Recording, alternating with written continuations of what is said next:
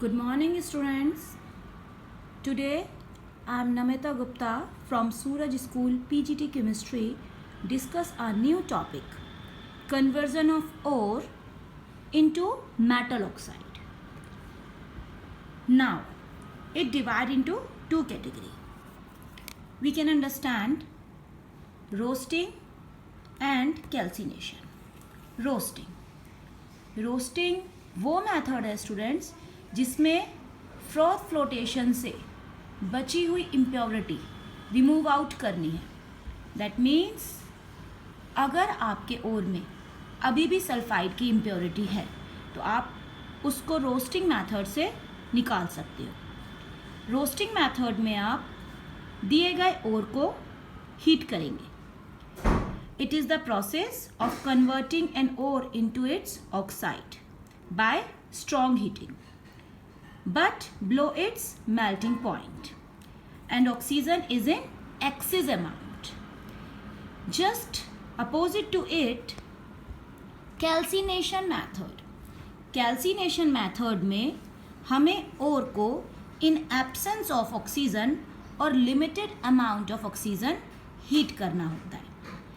अगर हमारा ओर carbonate impurity containing है, अगर हमारा ओर हाइड्रोक्साइड इम्प्योरिटी कंटेनिंग है, तो यहाँ पे हम कार्बोनेट को, हाइड्रोक्साइड्स को CO2 की फॉर्म में as well as water vapours की फॉर्म में रिमूव कर सकते हैं.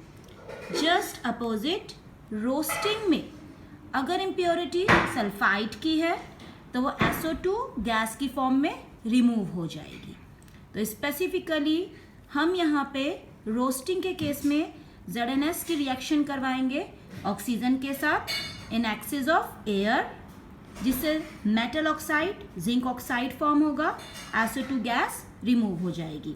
बिल्कुल इसी तरह से हम कोई और भी लाइक PbS लेड सल्फाइड भी यूज़ कर सकते हैं, जो कि ऑक्सीजन से रिएक्शन करके मेटल ऑक्साइड लेड ऑक्साइड बनाएगा और यहाँ पर भी SO2 गैस रिमूव आउट हो जाएगी.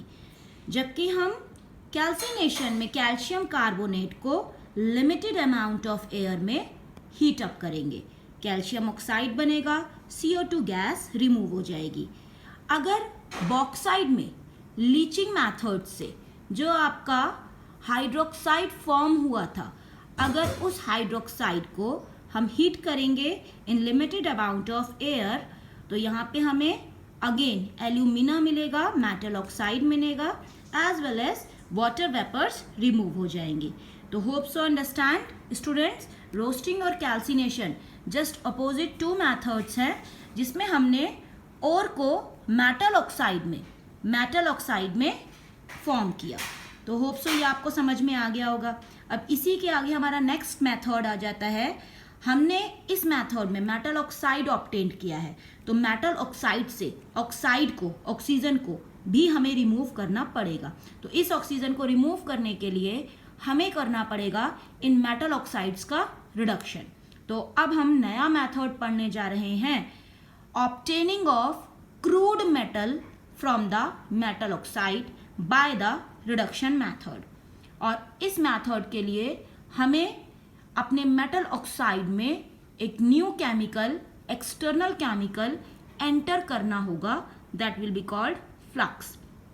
फ्लक्स वो एक्सटर्नल केमिकल है जो इम्प्योरिटीज के साथ मिलकर स्लैग बनाएगा. Means we can say flux is an external chemical which will be combined with matrix और gangue and form the slag. Slag is fusible mass which can be removed out easily from the ore. Now crude metal will obtain. तो flux कितने type का होता है, कौन से metal ओर में कौन सा फ्लक्स ऐड किया जाएगा, वो थोड़ा सा हम डिस्कस करते हैं. तो हमारा नया टॉपिक है बेटा फ्लक्स.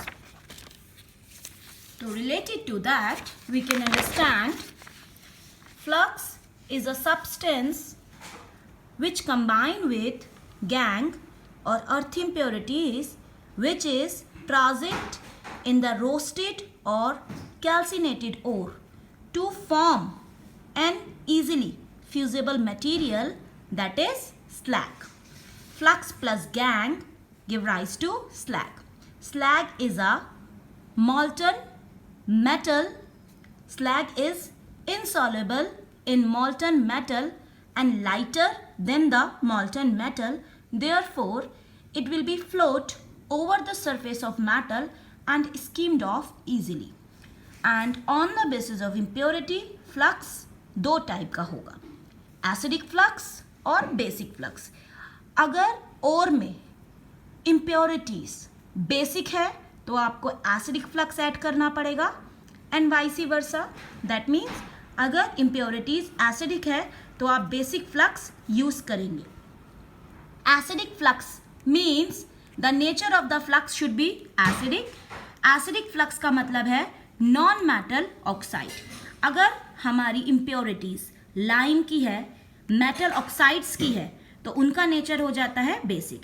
और बेसिक नेचर इम्प्योरिटीज में हम जो फ्लक्स ऐड करेंगे वो यूज करेंगे silica SiO2. That will be acidic flux. और ये बेसिक इम्प्योरिटीज के साथ मिलकर स्लैग बनाएगा. You can see calcium oxide when SiO2 will be combined CaSiO3. slag, calcium silicate, slag will form. Just opposite to it, अगर आप basic flux use कर रहे हैं दैट मीन्स आपके मेटलर्जी में अब जो इम्प्योरिटी है वो एसिडिक है. Acidic impurity means non metal की impurity. Silica SiO2 may be present as an impurity. Then you will add basic flux like limestone, like magnesite और बहुत सारे कोई भी बेसिक ऑक्साइड्स आप ऐड कर सकते हैं. और जस्ट अबव सिलिका ऑक्साइड जब बेसिक फ्लक्स के साथ कंबाइन करेगा तो स्लैग बनाएगा. Hope so students you understand what is the meaning of flux and what is the functioning of flux in this topic. कल के वीडियो में हम फ्लक्स के रिलेटेड कुछ नए कॉन्सेप्ट्स पढ़ेंगे एज वेल एज रिडक्शन पढ़ेंगे मेटल्स को प्योर फॉर्म में ऑब्टेन करने के लिए. Thank you and have a nice day.